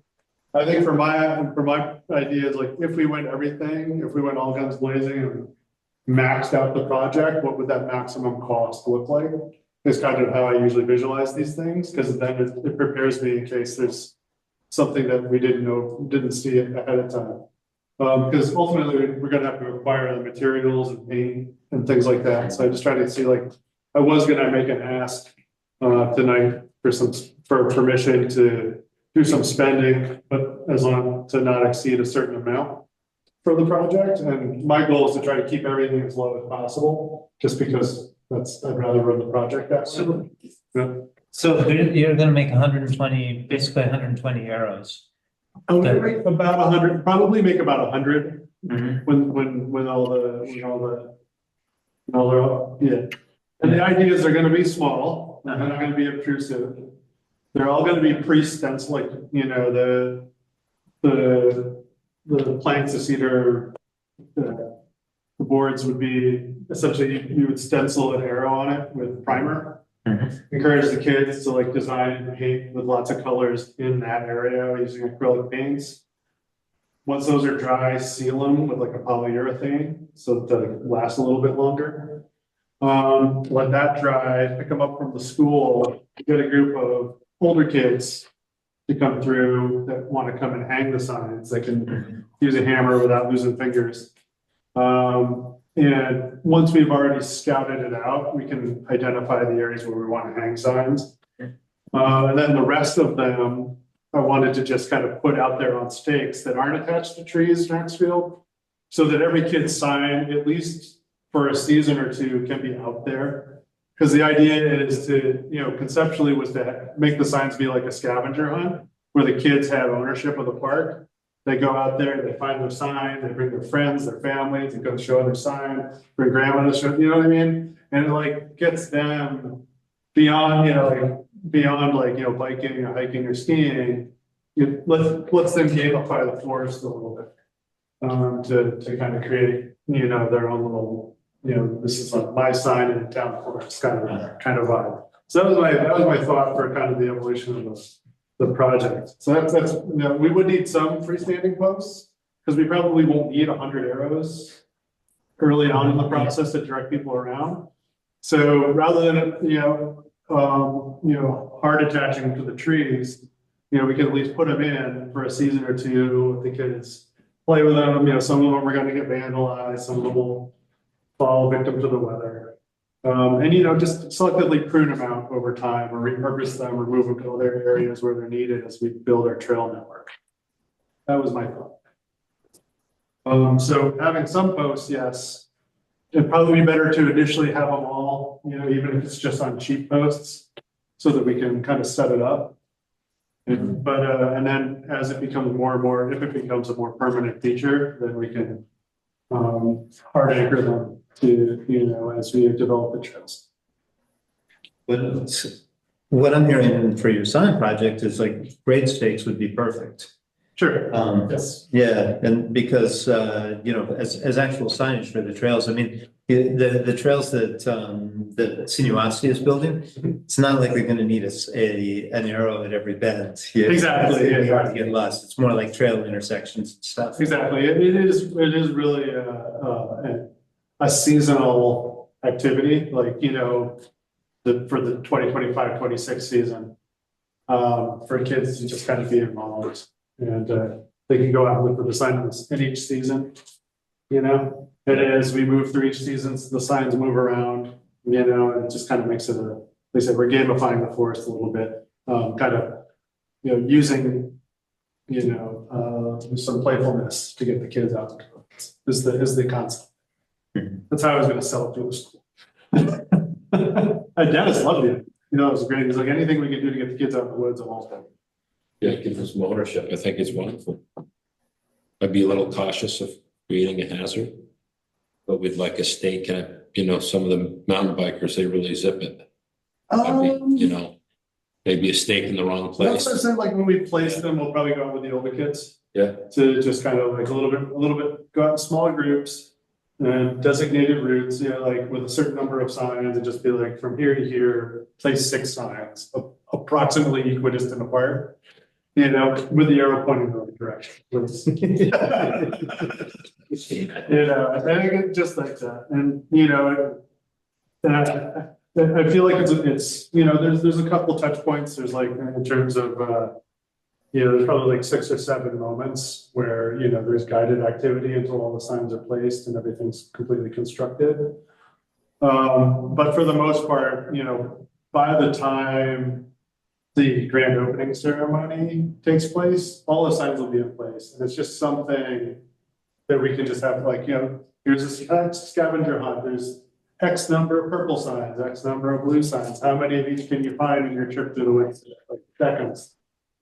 You know, and then it's like after the party, they're, if the kids are on their bikes, they're going to the bike trails. The other kids that don't want to go on their bikes, or the people in the town that don't want to go on the bikes, it gives them something to look for. You know, beyond just, you know, nature walking and bird watching and things like that, right?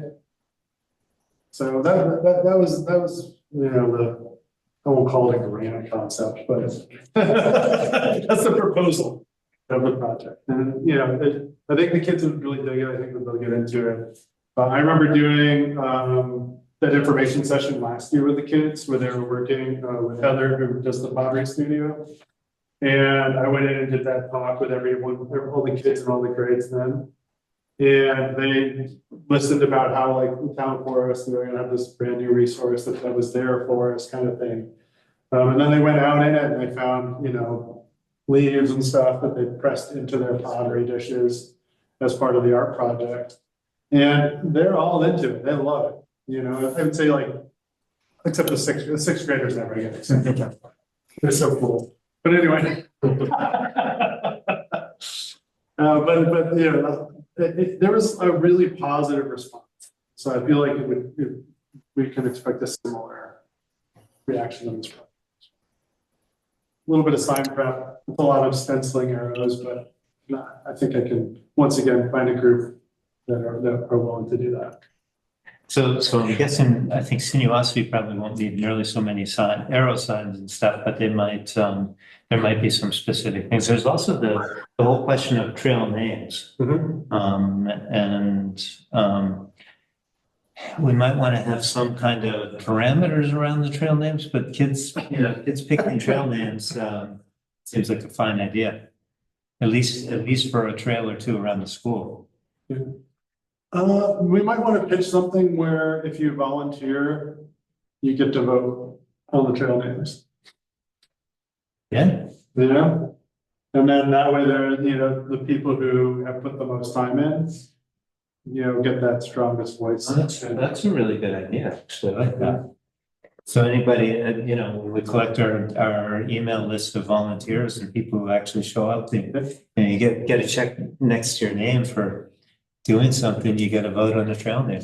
Yeah, and we do something like the more significant features. We name after like the Bedell location and the Bourne location, whether that's a trailhead, whether that's you know, a picnic area. I'm just boat launch, whatever, you know, it's like make sure that the people who, you know, if we acquire the Smith property, you have some feature that's named after, you know, you know, like we want to keep the local history in that process as well. Yeah. But I do think that, you know, the people that work on the trail should at least get some kind of weighted vote in the naming of the trails, with obvious, you know, PG parameters. We get some pretty creative gearheads out there. Yes. Anyway, that's I was going to ask. I don't expect the project to get anywhere near this, but I was going to ask if I could have permission to pursue this, not to exceed $500. I expect it will probably be under $300. And just kind of keep it before. I just want to be able to get paint and stuff like that in the works. Yeah, acrylic paint. I want to get you know, a bunch of, you know, castings or whatever that we can, or the planks. Oh, yeah, that's free. Yeah, and just acquiring it. Oh, yeah. I gotta prep it, and cut them all to about the same size and that kind of stuff. It took a little time. Yeah. And then, yeah, maybe just getting some cheap posts that, you know, from the lumberyard or something might just be the easiest way to for the project, and not worry about it lasting like 100 years. Just get the project moving. So you're making the motion that the forest committee allocate, $300 Yeah, we'll say $300. to the student sign project? Yeah, if I go over by like $25, I'll just donate it. We don't have any cedar on property, right? I don't think so. Forest anywhere? Not any noticeable We're population. too acidic, I think. Is that what it is? Why we don't have cedar around here? Yeah. Yeah, I would like to request $300 for the sign painting project. So you're making the motion. I am. Is there a second? I'll second the motion. Okay. Any further discussion? This would be funds to come out of we need to look to see, because we have some money allocated in the town budget. I think we have funds allocated for signage, in fact. Might have it right here. Started a worksheet and I just have to remember where I put it. We've actually, I think, been remiss in spending the money that was allocated in the town budget, which is not really the way things are done in municipal government, I guess, but I think we're better off not spending money if we don't need to.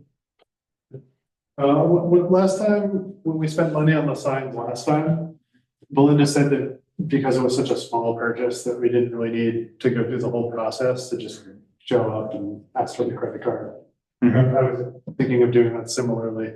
Yeah. There's like I said, the planks free, Yeah. the paint, I could probably order it as a discount. Do we have money in the budget? I believe we do. So, yeah, so we should spend that, because the other source of funds is the $20,000 endowment that Trust for Public Land, I think I think it's actually from the Bourne family, but came to us via Trust for Public Land. But if we have the money in the town budget, then I think we should use that first. Yeah, it says we have $30,000 from TPL to support ongoing management, which is not this, and 7,500 from. So, yeah, so I would say we use it or lose it.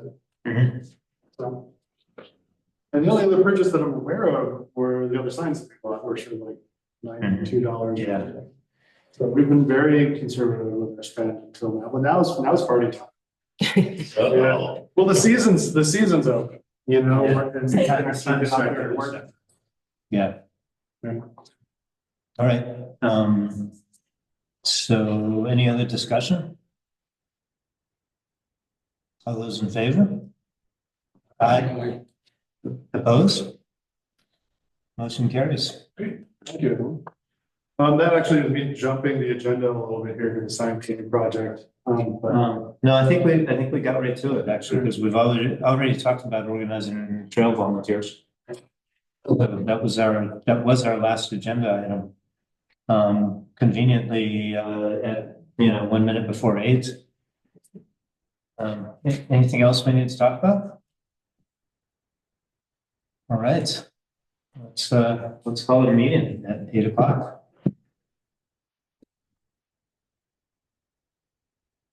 Thanks, Maxfield. Thanks, everybody.